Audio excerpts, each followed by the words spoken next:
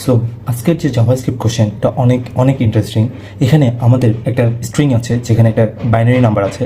আমাদের follow up question হচ্ছে আমাদের আজকে বাইনারি টু ডেসিমালে নাম্বারকে কনভার্ট করতে হবে। সো আমরা বাইনারিকে ডেসিমালে কীভাবে কনভার্ট করতে পারি?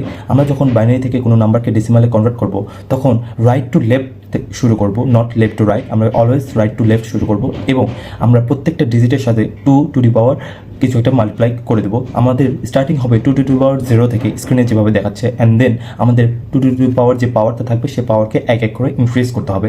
সো এটা আমরা জাভাস্ক্রিপ্টের ফাংশনে কীভাবে করতে পারি সেটা আজকে দেখবো। এখানে আমাদের সিম্পল একটা ফাংশন আছে যেখানে বাইনারি টু ডেসিমাল আছে এবং এই ফাংশনের নাম হচ্ছে বাইনারি টু ডেসিমাল এবং এই ফাংশনের প্যারামিটার হচ্ছে বাইনারি স্ট্রিং। অ্যান্ড দেন আমরা যদি ফাংশনের মধ্যে সাপোজ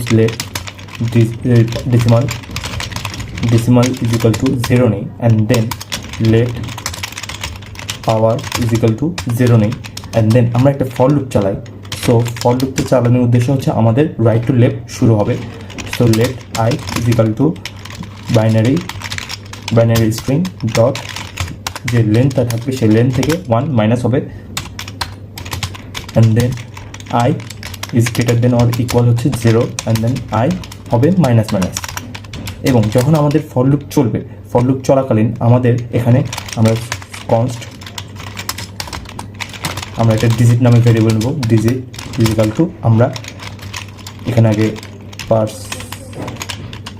পার্সেন্ট করব বাইনারি স্ট্রিং অফ আইকে আমরা এখানে স্ট্রিংকে ইন্টিজারে কনভার্ট করে নিলাম, অ্যান্ড দেন আমাদের যে ডেসিমাল নাম্বার থাকবে সেই ডেসিমাল নাম্বারকে আমরা এখন এই ডিজিট দ্বারা ডিজিট মাল্টিপ্লাই করব আমাদের ম্যাথ ডট পাওয়ার দিয়ে, math dot power, and then আমরা পাওয়ার দিব 2 এর উপরে পাওয়ার, এবং আমাদের পাওয়ার শুরু হবে 0 থেকে, এবং আমাদের তো পাওয়ারকে ইনক্রিজ করতে হবে এক এক করে। সো আমরা যদি পাওয়ার প্লাস প্লাস করি,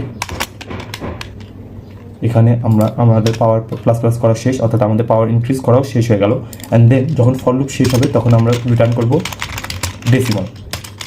অ্যান্ড দেন আমরা যদি আইটা ভেরিয়েবল নিই, এখানে suppose const output is equal to আমরা এই ফাংশনটাকে কল করব, অ্যান্ড দেন আমরা এই বাইনারি ভেরিয়েবলটাকে এই ফাংশনের ভেতরে আর্গুমেন্ট হিসেবে পাস করে দেবো। অ্যান্ড দেন আমরা যদি লগ করি, অর্থাৎ console dot log for my output দেখার জন্য,